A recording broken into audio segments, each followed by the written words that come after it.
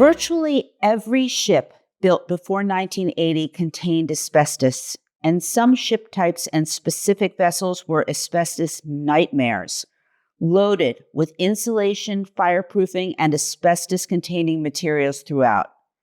But not all Navy ships exposed sailors to asbestos equally. If you served on high-risk ships, your mesothelioma risk is dramatically elevated. So today I want to tell you which Navy vessels had the most asbestos exposure and why they were particularly dangerous. I'm Terri Oppenheimer. I've been writing about mesothelioma and asbestos for the website mesothelioma.net for over a decade. Understanding which ships pose the highest risk helps make veterans better aware of their risk and helps them document their exposure for VA benefits and legal claims.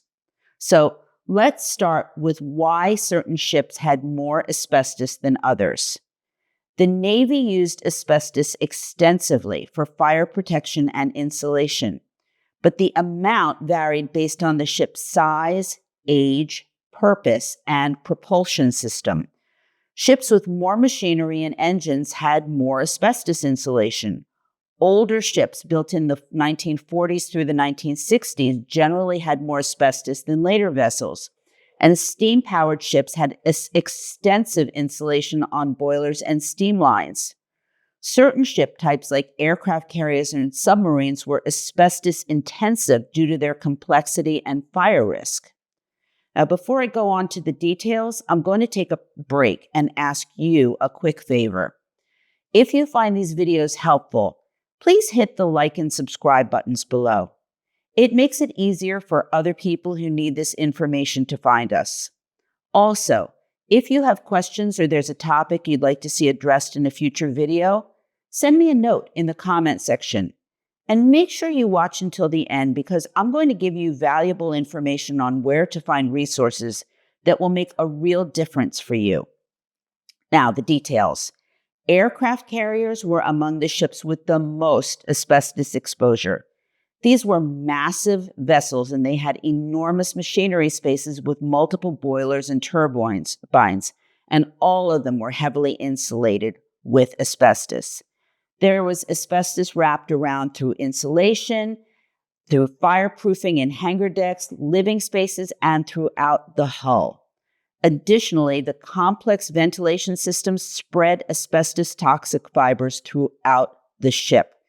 Carriers had crews of 5,000 or more sailors, and thousands of those sailors were exposed to asbestos, particularly those working in engineering spaces, damage control, hull maintenance, and machinery repair. Submarines are the second highest risk type of ship.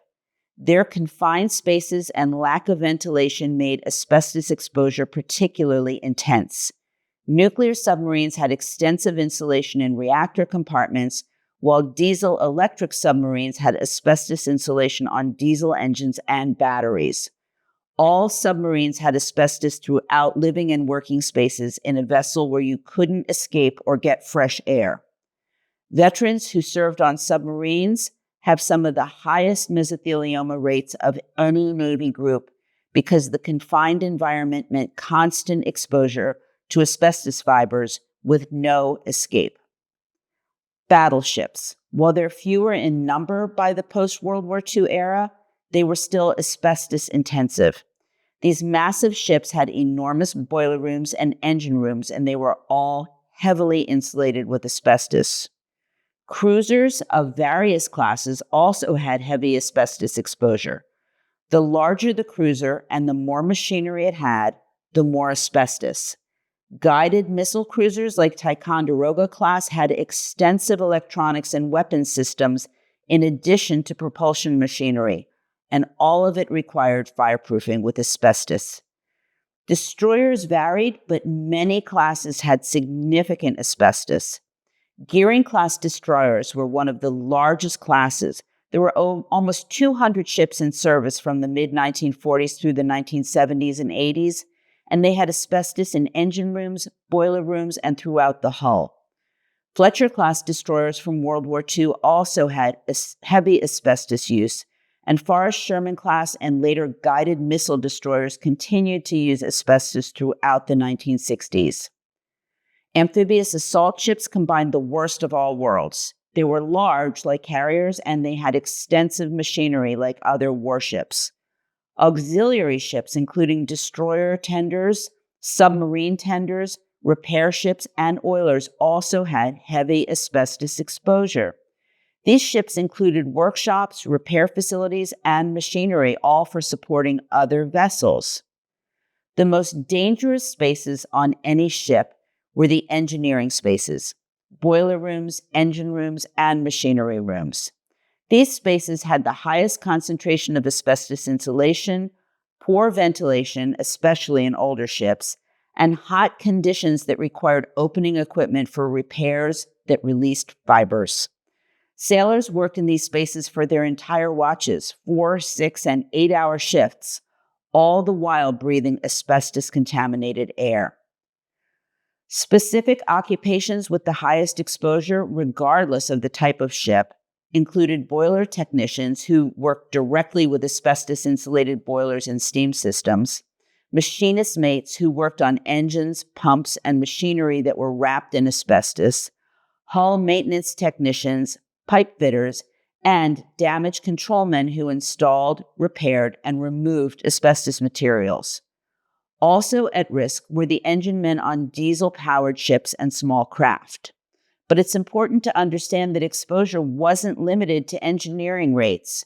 Essentially, everyone aboard an asbestos-contaminated ship would have been exposed to some degree because the ship's ventilation system circulated fibers throughout. Living spaces had asbestos in ceiling tiles, floor tiles, and insulation, and asbestos fibers settled on nearly every surface. So even sailors who never worked directly with asbestos materials were still breathing contaminated air every day. What if you're a Navy veteran trying to remember which ships you served on and whether you were exposed? The truth is that if you served on a ship between the 1940s and 1980s, you were almost certainly exposed to asbestos.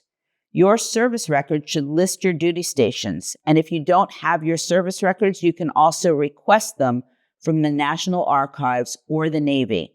And that's important because if you're diagnosed, VA claims and legal claims will need documentation of both which ships you served on and what your job was, as well as what spaces you worked in.